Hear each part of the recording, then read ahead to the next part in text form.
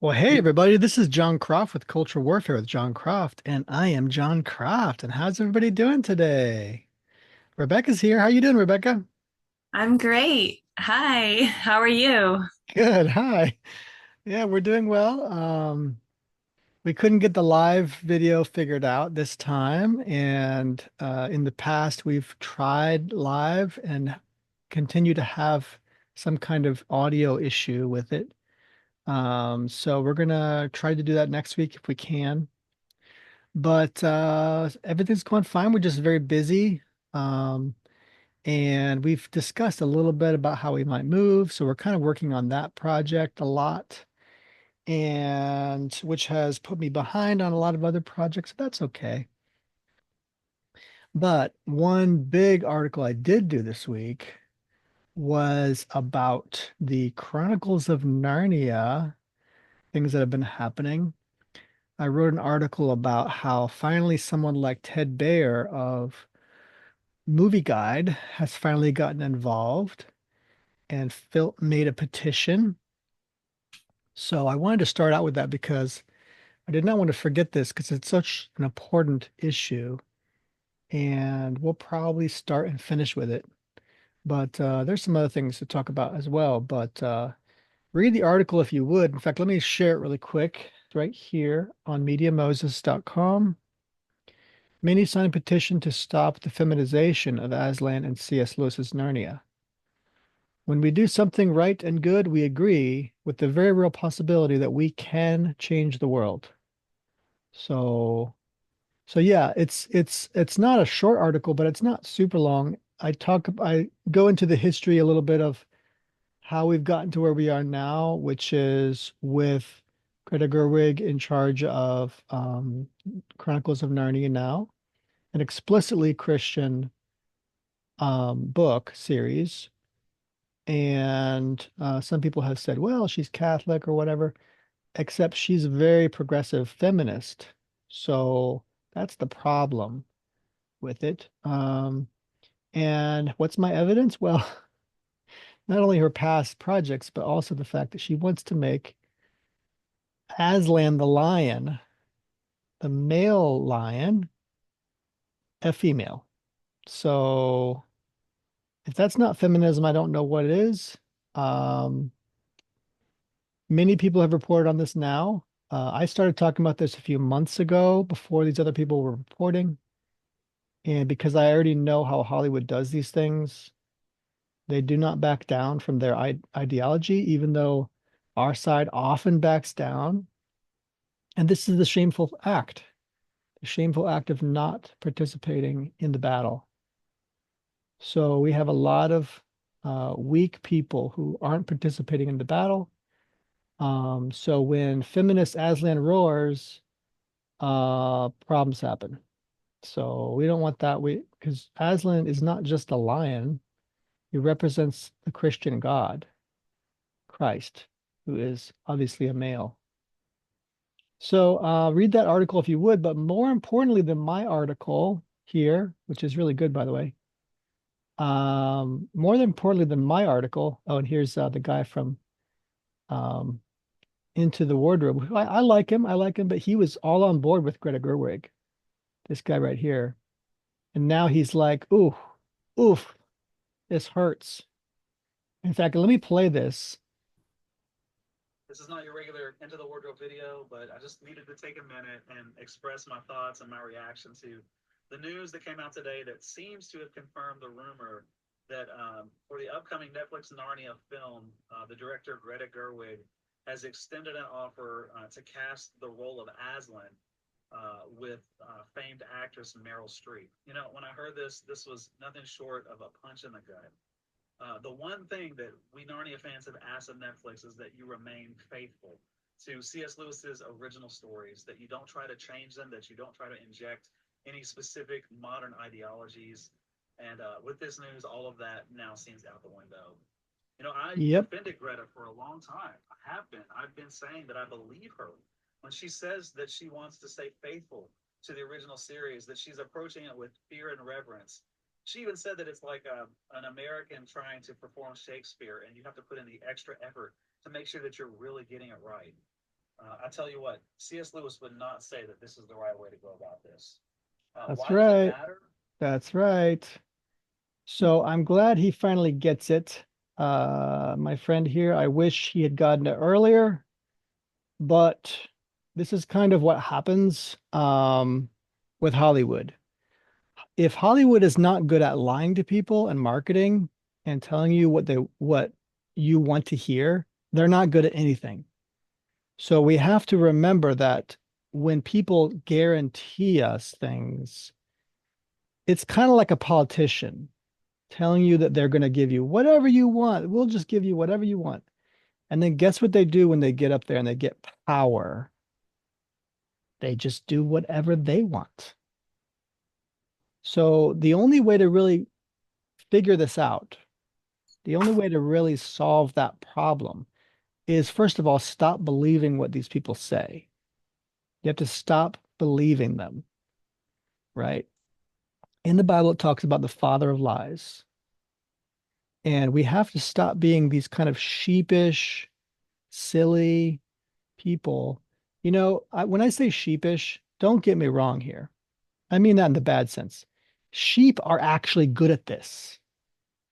Sheep are smarter than this. Sheep know the voice of their shepherd. If there's one thing sheep do well, it's not trust some kind of stranger. That's what sheep do well. And this is an issue we have now in our society. We trust people that just give us promises. You cannot do this. Continue to be skeptical and cynical about these people. If you must be cynical, be cynical. It's better than falling prey to wolves. Okay? So, what is Hollywood going to do to you? They're going to do marketing really well. This is what they do. They're a marketing machine. They market really well. They want to see if they can fool you to come and pay them money, right? They want you to come to the theaters, buy their subscription service, their streamer service, and they're going to fool you with all the best looking stuff, right? And then you're going to buy a whole pill. You're going to swallow the whole pill, and you're going to get all kinds of stuff in that pill that's poisonous, right? This is how they fool you. So please do not believe this. The same way to vet a politician is the same way you vet these salesmen. And that is, you look at their actions, don't listen to their words. Look at their actions. Don't listen to their words. It's very simple. If we had learned this 20, 30 years ago in politics, we wouldn't have this issue. But because people are this naive in our culture, they literally believe whatever people say. It's crazy. And I don't mean our friend from Into the Wardrobe is naive. I think he just believed that because Netflix is a large company, they have millions of dollars at stake. He is believing, like many people still believe in Hollywood, that Hollywood is about money. I had to get past this notion. I worked in film, and I believed for 10 years or so, Hollywood's just about money. If you provide the best story that will make them money, they will buy it. They will make it faithful to the story because it will make money. And they will produce something that makes money because that's what they want, is to make money. This is not true. Hollywood is now a place of ideologues, politicians, ideologues, marketing people. It's all this smoke and mirror stuff to change culture because they're ideologues.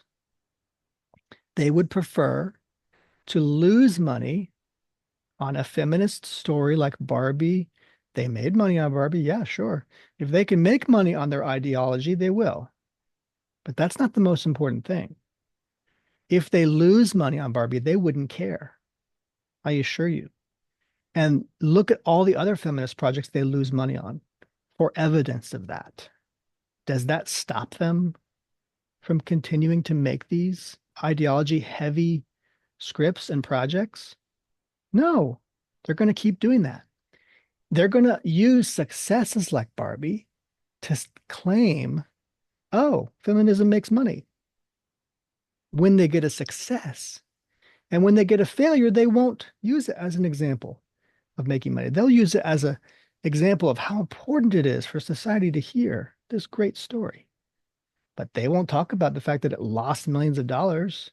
You see what I'm saying? It's all to benefit their own ideology. So here we are once again at cultural warfare. I'm talking about the same problem, right? That people need to stop being scared little bunny rabbits. Be a sheep if you must, because that would be better. Don't listen to these people. Don't believe them when they say, sure, of course I'll honor the legacy of C.S. Lewis. I mean, I just made Barbie and other feminist projects, but I'll certainly honor this.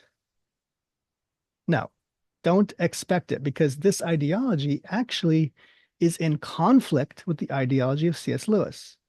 Barbie was not in conflict with that ideology, but this is. So what's going to win? C.S. Lewis or the ideology? And the ideology is going to win for them. So do not believe these people when they say, sure, we'll be very faithful to the project, right? And our friend from Into the Wardrobe had to say he's sorry for supporting her. And I wish we had never got to this point. Instead, as soon as they said Netflix, I was like, I don't think so, because of the other things they've done. I already know this. As soon as they said Gerwig, I was like, nope, absolutely not. Because I know they're going to mess with it, right? And now here we are with Meryl Streep. Come on, guys. Thank God. Ted Baehr from MovieGuide and a few other people are getting involved. Ted Baehr made a petition on their website. I'll show you their website, or no, I'll show you the video Ted Baehr made. How about that? Let's take a look at the video Ted Baehr made. Hello, I'm Ted Baehr, publisher of MovieGuide.org. And many years ago, during the late 70s and early 80s, I was head of the mainline religious organization which owned the rights to the Chronicles of Narnia. In the 1950s, C.S. Lewis was invited over to do the Episcopal series, The Protestant Hour. He came, he was so grateful, and he didn't know the value of his work, The Chronicles of Narnia. So he said, you can have the rights to do a film. And when I was studying at a seminary in New York, they said, we own these rights. You've been in the entertainment industry. Your father was a star. Your mother was a star. You financed films. Could you help us? So they appointed me as the president of the Episcopal Radio TV. And I was there for the last few years of doing The Lion, the Witch, and the Wardrobe. So they got Bill Melendez, who was famous for doing Charles Schultz's Peanuts cartoon. And he did the version that you could see right now. It's available on YouTube. Anyway, there were certain things that you always have to do.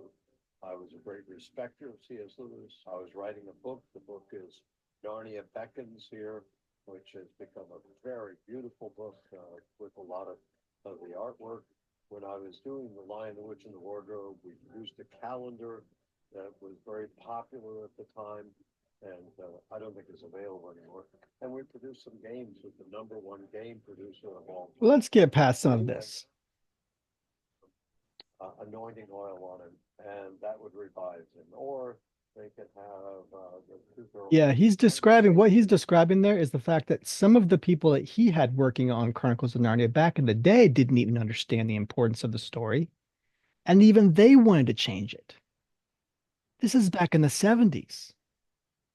But they didn't want to change it for ideological reasons. They wanted to change it for story reasons. Hollywood does this all the time. Okay, so we shouldn't be surprised that Hollywood's wanting to change this. It's just the reason now that's so surprising. The reason that people cannot swallow these days is the idea that Hollywood is no longer obsessed with money. Now they're obsessed with this ideology. So he's right that they will change it if they do not know better, if they don't know the story better. But you know, just like how many of us don't read anymore, which is kind of a shame, it doesn't take that much. I mean, Chronicles of Narnia books are not that big, each one of them. Sure, it takes a little bit of a time commitment, but it's definitely worth it.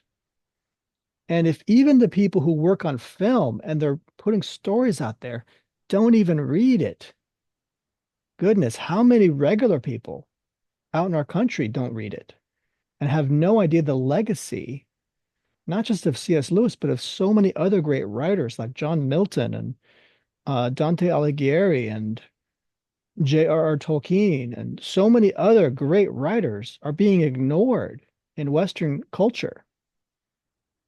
And instead, we have these modern tales that from people who have been educated in modern schools and they have no understanding of the classics, classic literature like Homer. They have no understanding of the importance of this kind of literary masterpieces, right? And why these classics are classics, why they're great works. So we really have to do our due diligence to figure out what's so great about Western civilization, why we should preserve it, and why we can't depict Jesus as a woman, and why we should not do that. But let me get back to what he's saying here. Help her to understand the gospel. But then there's rumors, I guess it been confirmed, that they're going to have Meryl Streep as the voice of Aslan, but Aslan represents Jesus, and Jesus was fully God and fully man, not fully woman, but he was fully man. So to change him with Meryl Streep's voice, and I appreciate Meryl Streep's acting, it's terrific, would be just a Sure. travesty, because I want to express my concern that Netflix sticks to the story and Greta sticks to the story, because the story is the gospel story. And we shouldn't change the gospel story, because the gospel story is what saves us. And many people, when we did The Lion, the Witch, and the Wardrobe, and it aired in 1979, 1980, wrote me and said for years they couldn't understand the gospel. One man said, with thousands of letters, he said his wife had been talking to him about accepting Christ. He couldn't understand it, but when he saw The Lion, the Witch, and the Wardrobe, he understood it. Many people came to Christ through The Lion, the Witch, and the Wardrobe. That's what the gospel story does. It transforms. And there have been many movies with gospel stories since 1897. Some of them allegories, like The Lion, the Witch, and the Wardrobe, and King of Kings, which just came out in 2025, and some of them direct stories of the gospel. And none of them, of course, can capture the exact version of the gospel that occurred, but they do come close to it. And as long as they have the essence, so we would urge all of you, contact Netflix to tell them, please stick to the story that C.S. Lewis wrote. He was an apologist for the true gospel, and it'll help people to understand the gospel, and it also won't alienate over 100 million people that would be very upset to see the gospel changed and to see the story of The Lion, the Witch, and the Wardrobe changed by Netflix. Yes, absolutely. If you saw, he gave the URL there, um, right there, movieguide.org/petition/save-Aslan. You can go there and sign the petition. They also have information on how to contact Netflix so that you can tell them to stop what they're doing. And, if we don't care for these things, eventually our culture and our civilization gets discarded. And if our civilization can be discarded, our lives can be discarded. Do you really think that people who don't care about our entire civilization will care about your life? So let's start taking some things more seriously than valuable things.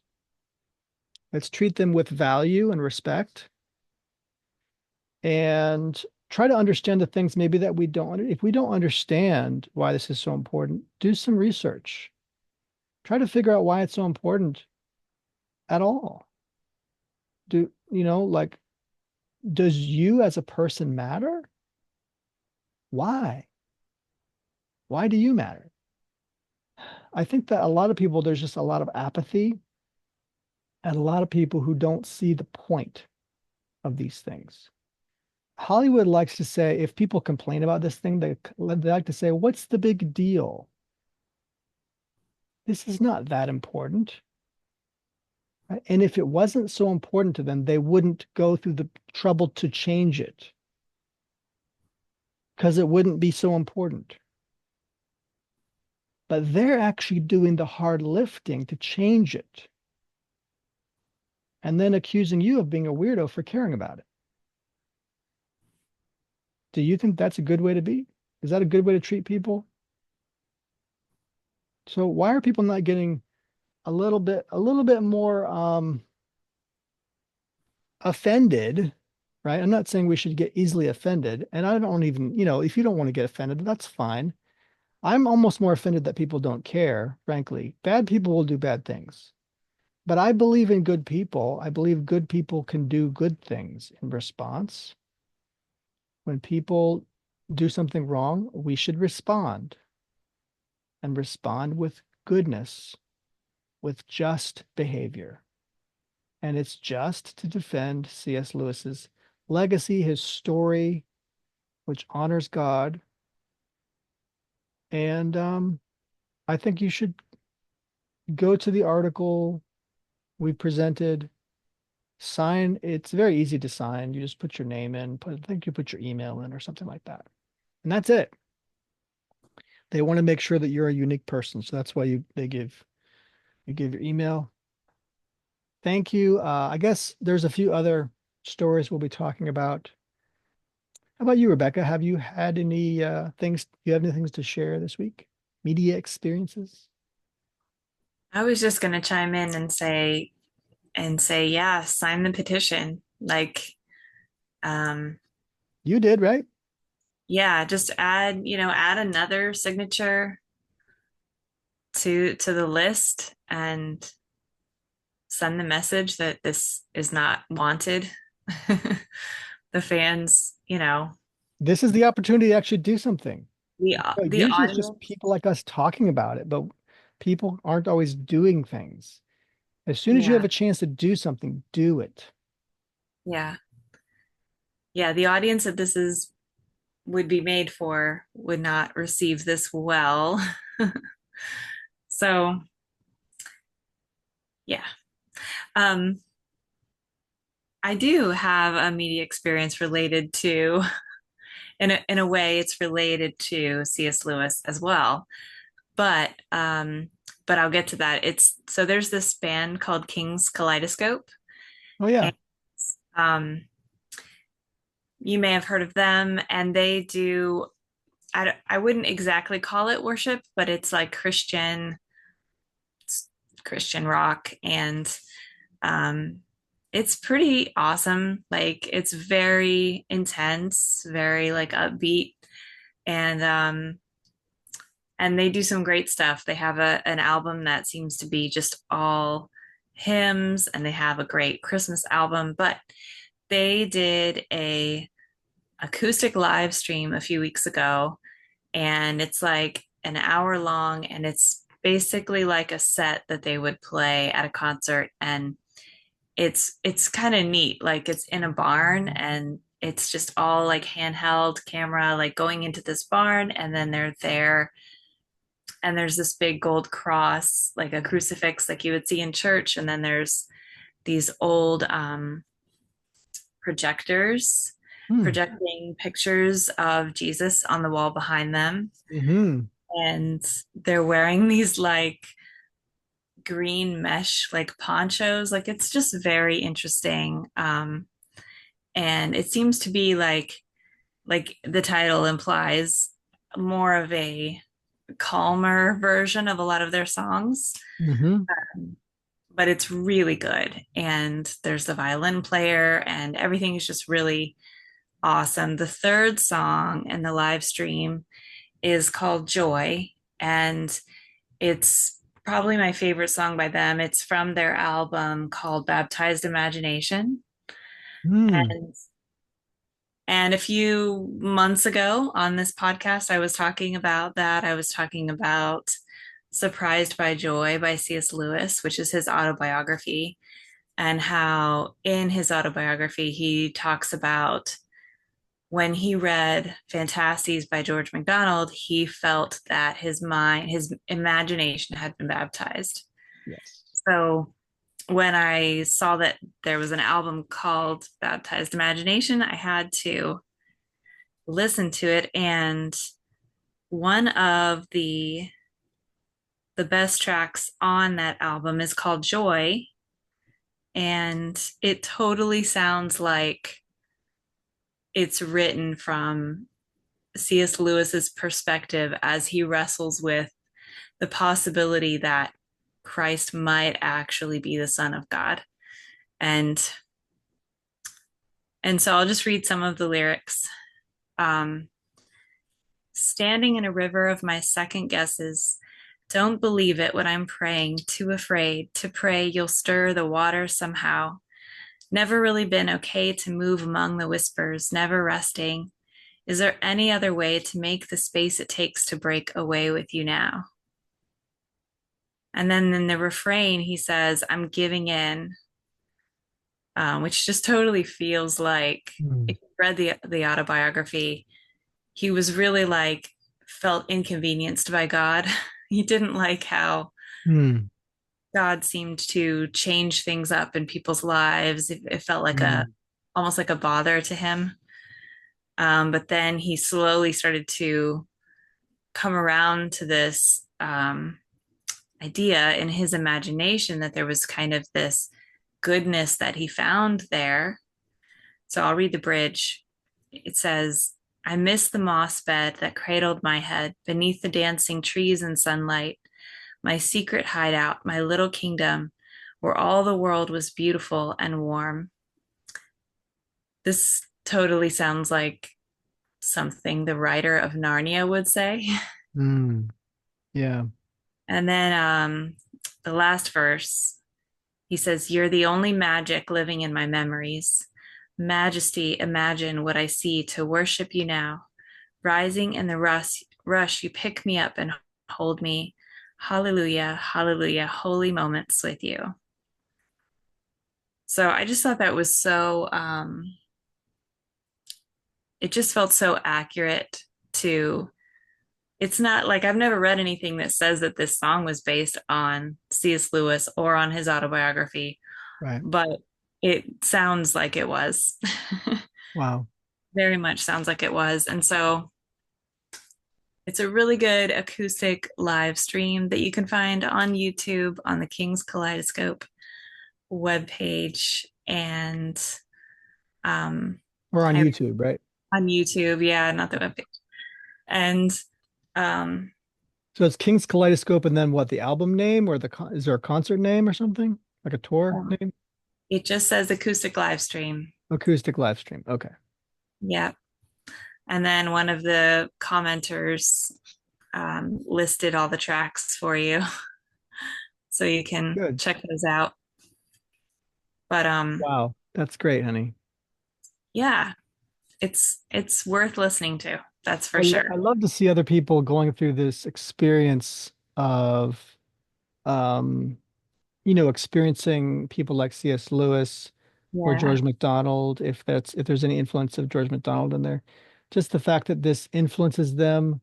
Mhm. There's been some other great musicians as well that we know of that are very like art rocky, like they will they'll talk about whether it's literature or great literature or art that's made by Christians. Um, who are some of the ones you can name? Of course, there's Jeff Johnson, right? Jeff Johnson is probably the classic Christian art rock guy who does more in like new agey music now. Not in a bad way, but in the genre, the musical genre, new age music. What would you call that little genre? Yeah, Celtic Like music. Celtic, yeah, like Celtic music. but he back in the day in the 80s, he would do Mhm. like whole albums like dedicated to like great literature. He even did one about a whole album about was it Pendragon or Mhm. no Byzantium. He did the whole album of Byzantium, which is a Stephen R. Lawhead book. Oh. He did a bunch of stuff on other authors. He did George MacDonald, songs about George MacDonald, songs about C.S. Lewis, songs about Tolkien, songs about a variety of great, um, you know, literature as well as great authors. He did stuff about Van Gogh. He did stuff about all kinds of great art.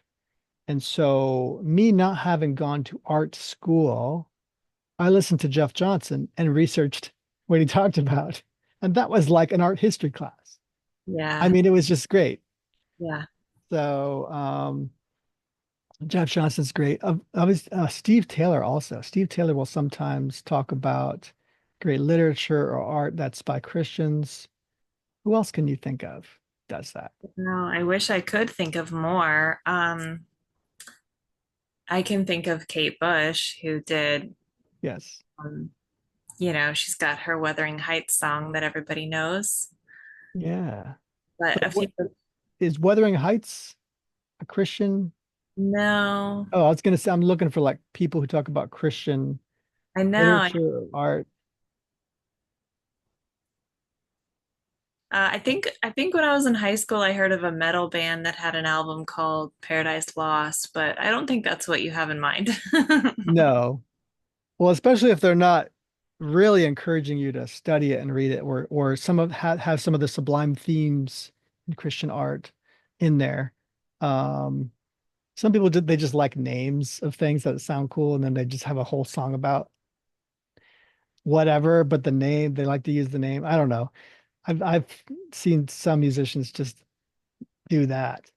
It's like, no, let's talk more in depth about this work. This is actually great work for a reason. Yeah. Um, So yeah, Paradise Lost.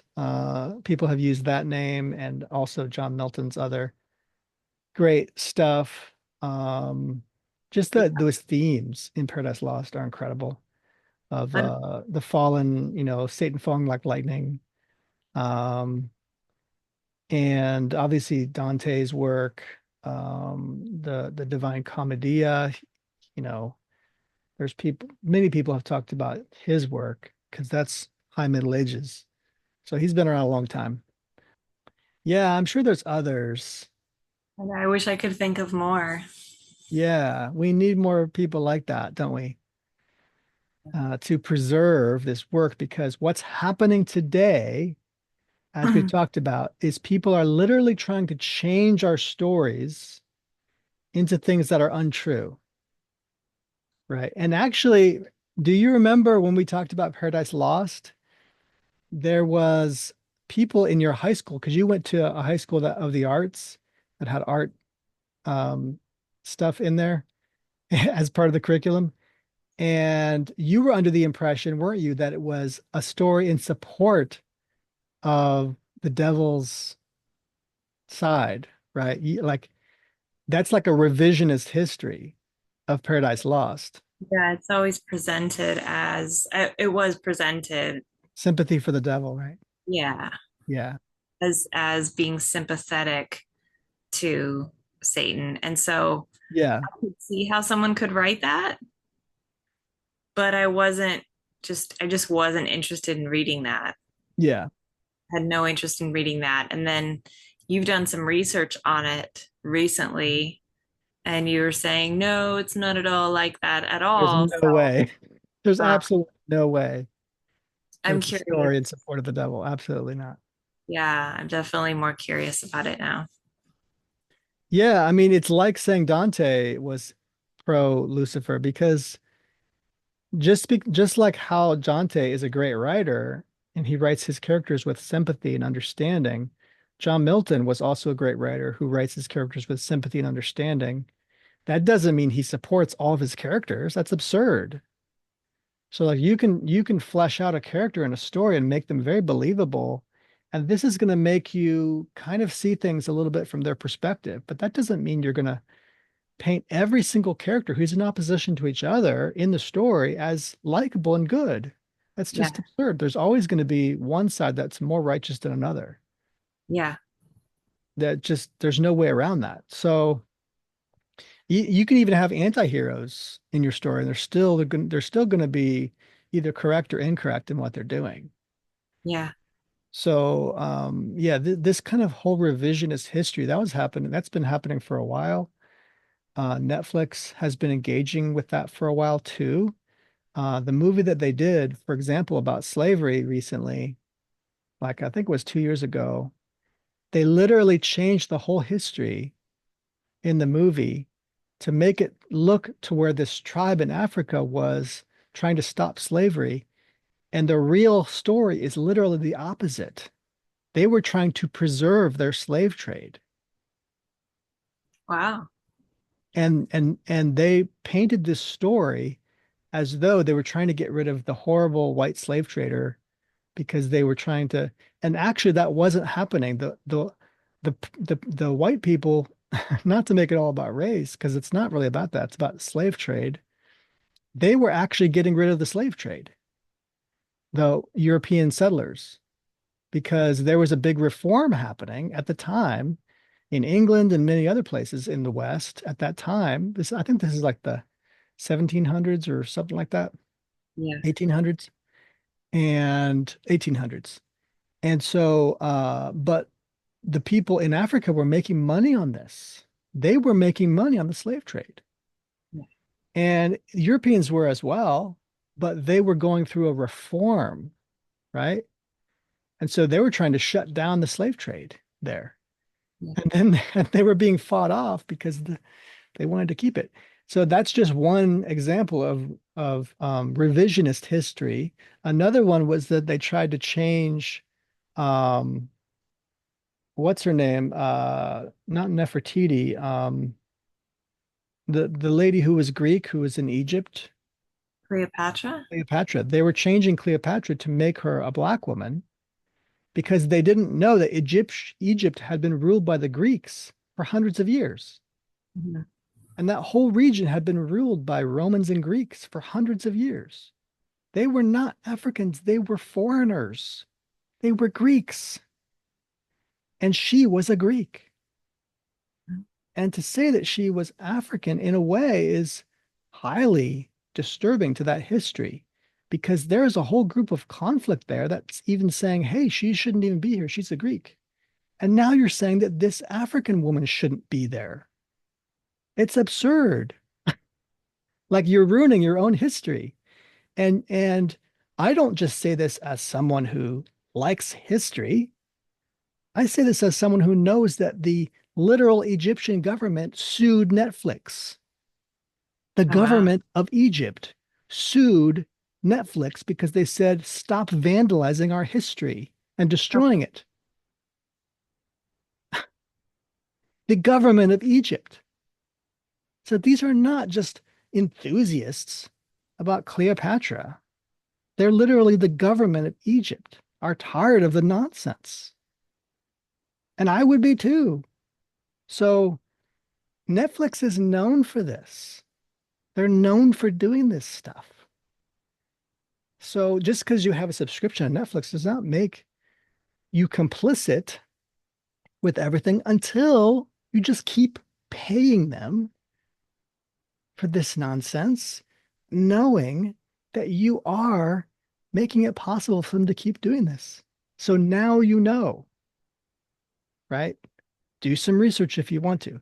You'll find a lot of pro Netflix articles out there who are going to like pretend this is not a big deal. Okay, this is what Hollywood does. They're good at writing this nonsense and hiring these writers to write this nonsense.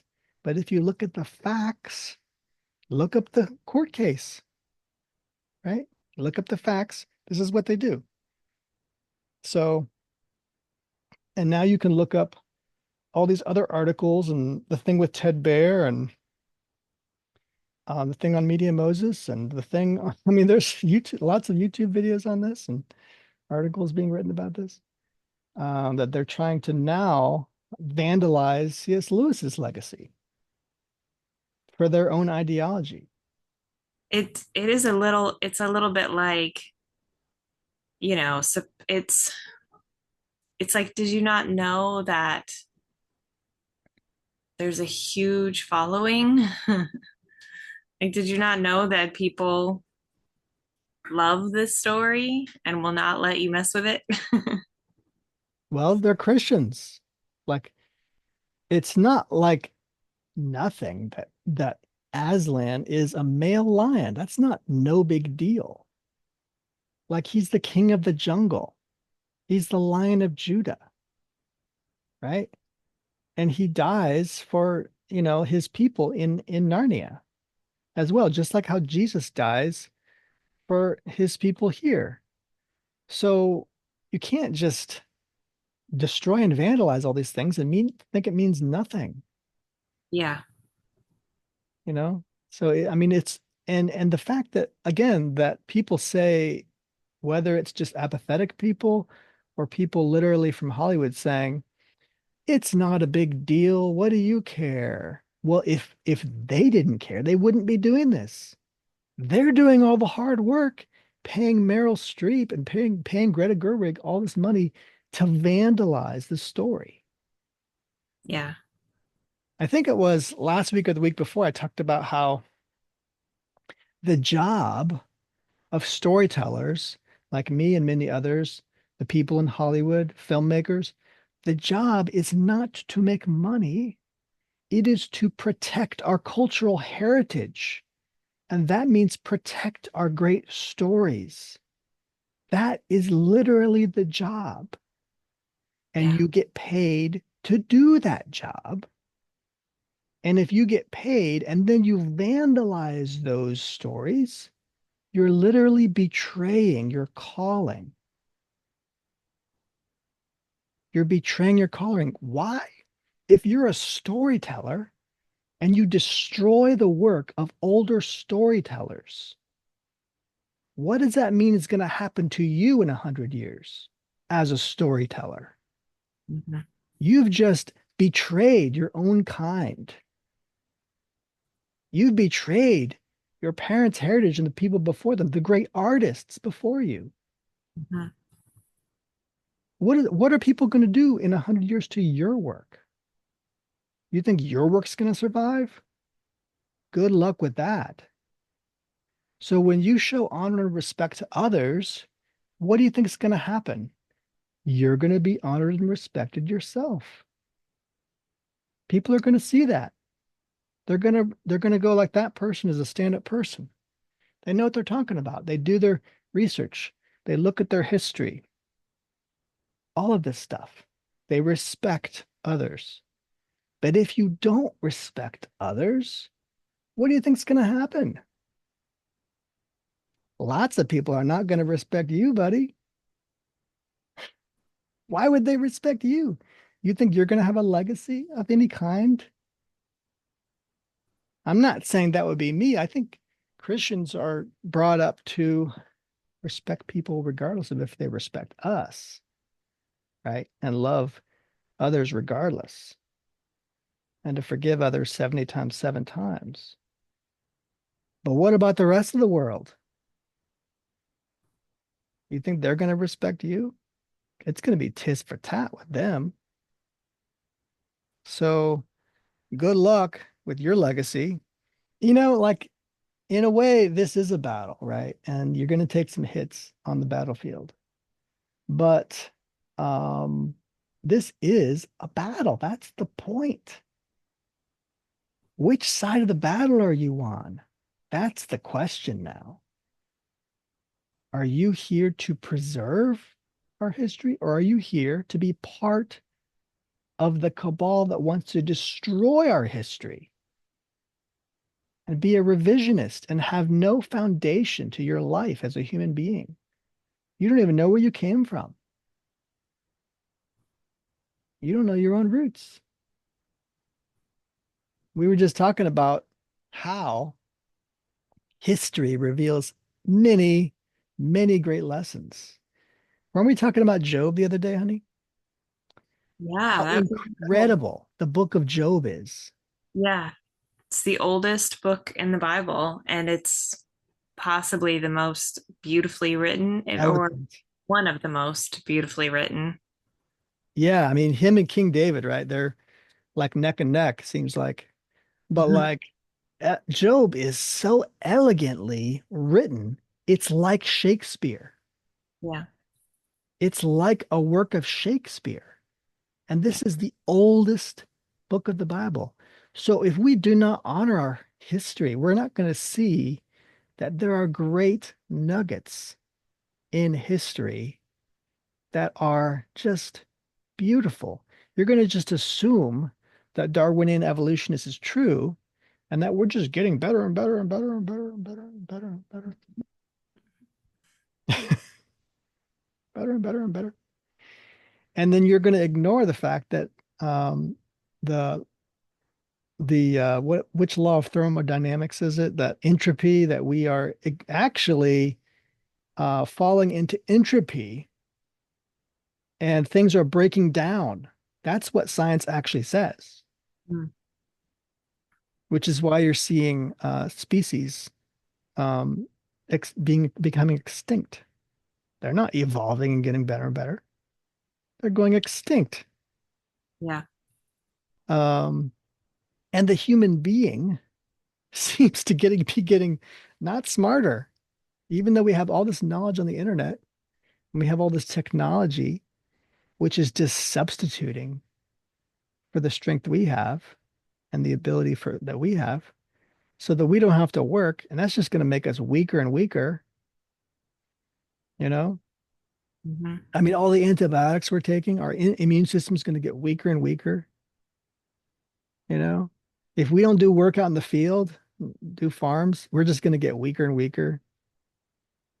We're like shooting ourselves in the foot with the more technology we use, making everything worse. So I look at these things very different than a lot of people. I don't think we're getting stronger and stronger, you know? Um, I mean, running away to Mars like Elon Musk wants to do, run away to Mars. I don't think that's smart at all. If you can't solve humanity's problems now, you're bringing humanity's problems with you to Mars. Hmm. Why do you think you can escape it there? It's absurd. You have to solve these problems here, now. And this is not going to be solved through technology. I don't care if you replace a million people's brains with internet connected robot brains from Tesla cars. It's not, this is not going to solve their problem. It's not going to make them smarter and able to deal with these very deep seated problems we have now in society. Are they going to read more history? Those people that have been modified by Tesla brains, they're going to read more history and learn. Is there any effort to do that? I don't see that effort for us to learn how to solve these problems. Are they going to be farming in the field much better? I don't think so. What about these poet kings we need, like King David? This is the kind of people we need. People who kill giants with one sling. That's the kind of stuff we need. I don't see that. So I think that we really need to get back to basics, right? Get back to basics. Read some Job. That's good Mm. stuff. My, that's eloquent stuff. Talking about where can wisdom be mined around Yeah. the planet? Where who can find the gold dust? He's talking about how people find gold and precious things in the world and how they used to do that. He's revealing all this stuff, that technology that they had to find these things. And he's saying, how can you do that with wisdom? Who does that? Who knows where all the great veins of wisdom in the earth are found? Yeah. God knows that. We don't know that. Who are we compared to God? And yet he has a complaint, doesn't he, with God?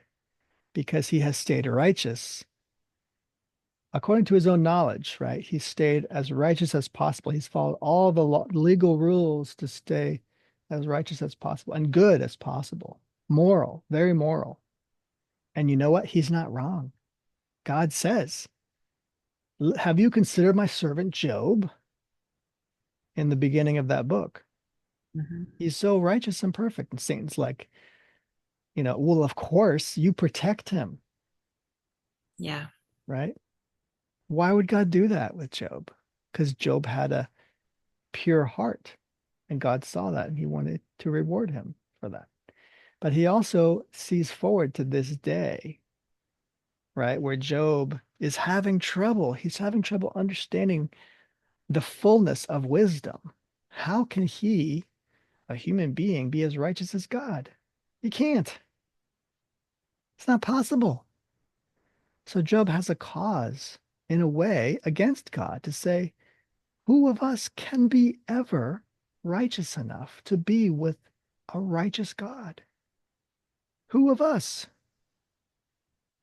can ever do that? If I can't do it, and then all my goods get destroyed, and I have boils, and I get what seems to be like punished from God, because God allows Satan to punish him. Who of us, any of us, then can ever be righteous and dwell with God?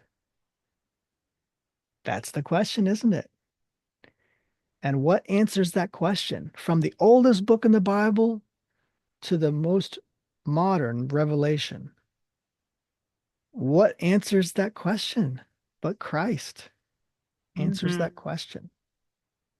He's the only holy one, and he becomes that sacrifice. He becomes his redeemer, as Job says, my redeemer lives. That's what he Yeah. says. What is he doesn't even know what he's talking about. All he knows is that there's this revelatory beauty that he gets from God when God talks to him.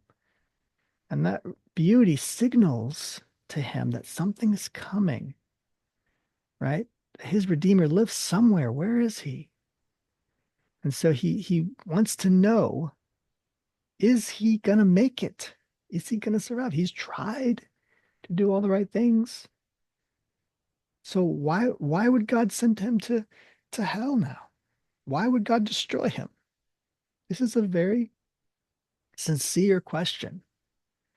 It's a question that all of us deeply have. If we have ever done the right thing and been punished for it, right? No good deed goes unpunished. What is your gripe with God then? And you have a very fine gripe with God to make. He makes a gripe with God. What does the end of Job say? Job's three friends that complained and said, you must be wicked for all these things you've done wrong, and this is why you're being punished. God says, Job has answered correctly, and you have not. You've been incorrect in what you've said. And then he gives Job back everything he took from him and more in the end. So this is the answer. God has the answer for us. He's the one who gives and takes away. He has every right to do that. But he's not unfaithful and unjust. That's the truth. So, Can I read this from yeah, Job? please. So it's what you were talking about, the Redeemer. And he says, my Redeemer. He says, oh, that my words were written. Oh, that they were inscribed in a book. Oh, that with an iron pen and lead they were engraved in the rock forever. For I know that my Redeemer lives, and at the last he will stand upon the earth.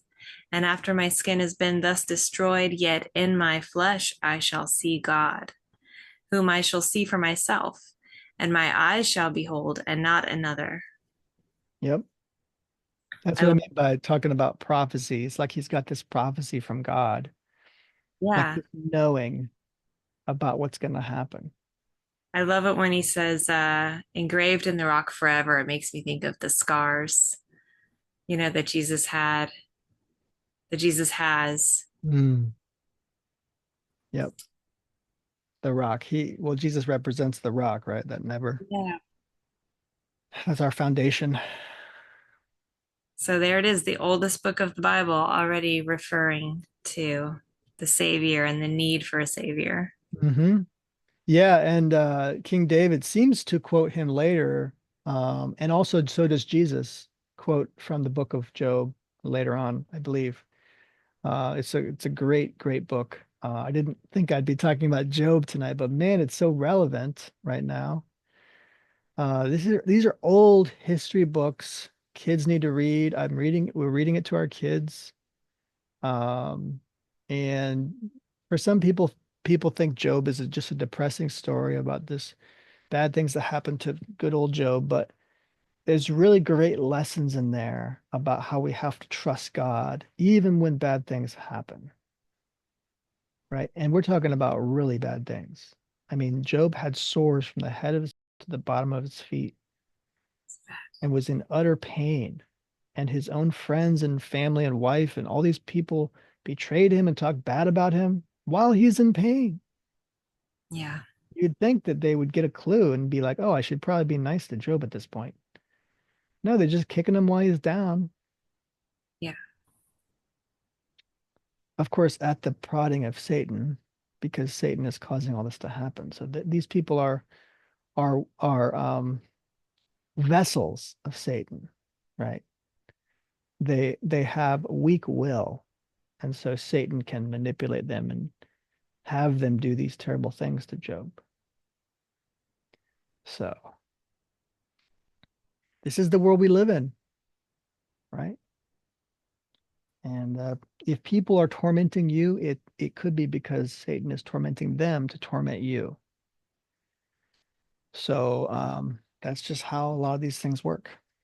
So I wanted to talk about one other subject as well, besides Job and besides Chronicles of Narnia and Aslan, and that's how to fund projects, basically improving culture one project at a time. And of course, our first big project is sign the petition to stop Netflix from destroying um, Narnia. That's the first project. So not only do you want to make good projects, right, that honor our history and honor Western civilization and honor our culture and are faithful to our culture, but you also want to stop those who are trying to vandalize our projects, our good projects, like Chronicles of Narnia and Lord of the Rings. There's plenty of other great literature out there too that people can vandalize. If you just sit there and with sitting on your hands and do nothing about it, they can just destroy that too. So don't let that happen. Become part of the solution, not part of the problem. But right now, you can go to some great places, crowdfunding places to start your film fund. We've talked about a film fund before. I've also talked about a film development podcast, right? My plan with this film development podcast was always to discuss the nuts and bolts of uh, filmmaking, good storytelling, and how to make your project into something great. That's development, right? And so the idea is to develop these stories into something bigger and better.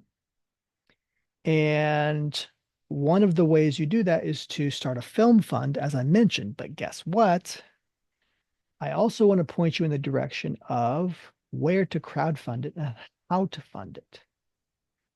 So many people, they think too big right away. They think, I'm just going to make the biggest, bestest franchise. We're going to make the Chronicles of Narnia right now. We're just going to make this happen. Sure, Netflix can do that, but people like us, probably cannot do that. We could make a short movie that has a scene or a clip of the Chronicles in it, right? That's like a fan film, sure. But if you really want to get improve culture and make culture a bigger, better, brighter, beautifuler place, right? Get your own myths and stories and beautiful stories out there. Well, you need to start somewhere. And what you want is quality. You want just bigger and better in quality. How does an artist generally make things of high quality? Right? They don't just wait around like I do most of the time to pick which story is the best and then one day do it. I'm learning that I should not have done that. I'm learning now how to do this better. And one of the things I've learned more recently, and I wanted to share it with you, is that you should start things small first.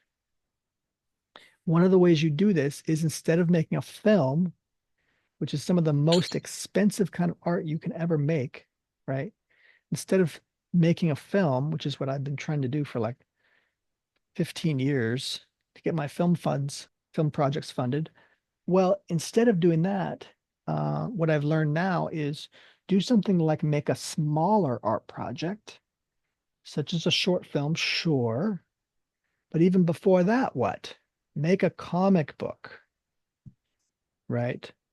And why a comic book? A comic book can essentially be not only are comics somewhat popular today, right? Because Marvel and Marvel films has made it a little bit popular, but also you've got other forms of comics that are different. You've got manga, right, from Japan and stuff. And then you've also got graphic novels, which are just a little more in depth. Maybe that's up your alley because graphic novels kind of come off as more sophisticated, I guess, to some people.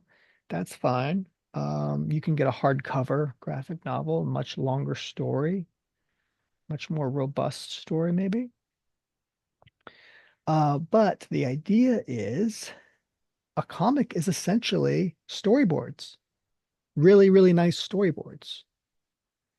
So if you're going to make storyboards to make a feature film anyway, which you should, why not just make a comic book? A lot of times, filmmakers will hire a storyboard artist, and this could cost them a few $100s. That's really cheap on the cheap end, maybe $1,000, right? Well, at that price, you can make a comic book. You could literally hire a comic book artist to make you a small comic. And when you make that comic, this comic can literally be your short film that you want to make. So it's a perfect length for a short film, actually, like 10 minutes, right? So convert your short film into something that can be made into a comic. Talk to a comic book artist, right? Whether it's writer or artist or what have you. I have more to learn about comics myself, actually. I know that I think there's three main people involved with making comics. You have the writer, right? And then they're often doing a lot of the editing sometimes. And then there's the inker, right? And then there's the colorist. Pretty sure that those are the three people primarily involved. I don't know. I really am uneducated on this, but I'm in the process right now of learning this.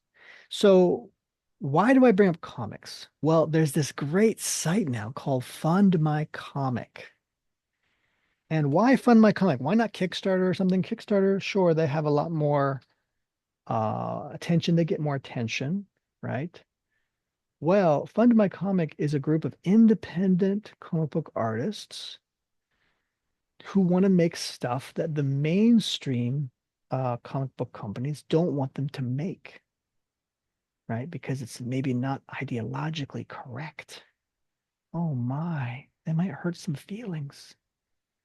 So these are people who are independent creators. So let's take a look at their site. Let's see. Here we are at fundmycomic.com. And here's some of the, I think these are some graphic novels here that they're funding. Let's look at the prices here. Okay, here's a $6,000 one. That's a little bit more. 1,500, 500, right? It says the percentage that they funded. All these got funded on the site Fund My Comic. There's more. This one didn't get funded apparently. $150 on this one, $500 on this one. This $2,000 one didn't get funded. So there's a variety of comics on here. But what do they have up here too? They have Fundiverse up here. And this is what I was talking about a second ago. The Fundiverse is a new platform that Fund My Comic made to fund films and lots of other things. Photography, journalism, gaming, fashion, education, design, business. All of these things on the Fundiverse. They have a why the Fundiverse. Why did we start Fundiverse? You can go there. There's some great stuff that they do that sets them apart from other crowdfunding platforms. Start here. They give you a pre-launch marketing advice for your launch, active campaign marketing, crafting a log line. So they give you some good advice on to make your campaign successful. Optimize your campaign for search, mailing list, etc. This is like a new platform. So they don't have very much on there right now. But they hope to very soon. And they offer a 3% platform fee. That means compared to Kickstarter and these other platforms, it is super cheap on these platforms, on Fundiverse and on Fund My Comic. I think Fund My Comic is even cheaper. I think it's 2%, meaning they only take a 2 or 3% off the top to use their platform. That's nothing compared to Kickstarter. I mean, sure, you might get more attention on Kickstarter, but half the time it's you who's putting it out there anyway. You're putting it out there and marketing your stuff out there anyway. So if you put it out there and you share this campaign instead of the Kickstarter campaign, well, what's the difference to the person who gives? They just want to know that their money is going to something good. So you could do a campaign on these platforms and make so much greater percentage on them. And you don't have some ideologue over your shoulder telling you, oh, you shouldn't do a project like that, you know? So one of the problems I had, for example, was as a Christian filmmaker, there was almost no platform for Christian filmmakers out there specifically. And for Christians, I think it was GoFundMe and maybe one or two other ones that are mostly for ministry, not for culture creators or artists or anything like that. They're doing good work, obviously, but they're not helping culture creators. So this guy, I forget his name, something Stone, Luke Stone, I believe is his name. He's the guy who started these platforms. He's a Christian comic book artist. And so a lot of his stuff was not getting seen or heard. He also wanted to help others to form their platforms. He wanted to help others to get their comics out there and become part of that community to help people. He's got his own comic company as well. That's some really good comics actually. And you can find Luke Stone on Twitter, I believe. But he started these platforms, and I just wanted to put them out there because they're doing such great work. And this is a way that Christians can get their feature films started, right? You start one of these instead of a film. Start a comic book, learn how these things are made, then make your short film from that, right? And then after that, make your feature film. So you're going to be going through multiple campaigns to do that. And that's just good for you to learn anyway. So you really should learn that, the way how things work. Just learn that stuff. And then I think it's going to help your career in the future. My friend Ethan Hill, I don't know that he did any Kickstarter work. He is the creator and artist on the Fleur de Lis um, animated series, which is on Lore TV. Yeah, that's right. And he got his funded through Lore TV. So there's other ways you can fund these things, but Lore, I think, is great because it encourages Christians to be better artists. But some of their projects do seem to take a long time to fund, and that's fine. But there's many different methods. You might even just have your try to get your church fund things for you. But this is somewhat rare. I think churches should be doing this more and more because they could fund someone's film quickly if they wanted to. Um, but there's just not a lot of community for artists in the church, it appears. So going online, finding a community through one of these campaigns, these crowdfunding campaigns, is not a bad idea. So if you get these projects started, you know, even if it's just one project at a time, you can improve the culture. Okay. So stand up against people destroying our cultural heritage and stand up for good artists trying to build a cultural heritage that is good, moral, decent, has our cultural values in it, embedded in these stories. So that's my challenge to you this week, and hopefully we'll have more news next week. I want to do a review on Myth of Man still. I wasn't able to do that this week, but Myth of Man is just great. Jamin Winans, what a great filmmaker. I hope he can do more as well. And my hope is that he can make a film per year. That'd just be what a dream come true that would be, because he's such a great artist, you know? Great. Yeah, I would love to see more of what he does. He needs funding. That's what he needs. Yeah. Like if somebody said, I will fund you $1 million a year to make a film, he would do it. All he would need probably is $1 million a year. Bam, he could make so much great work, you know. I know that's a big ask, but for Hollywood, it's nothing. It's like a drop in the bucket for Hollywood. But he deserves it for sure. And so many other great Christian filmmakers deserve it, like Ethan Hill of Sentiment or of Fleur de Lis. Sentiment is his name on X, actually.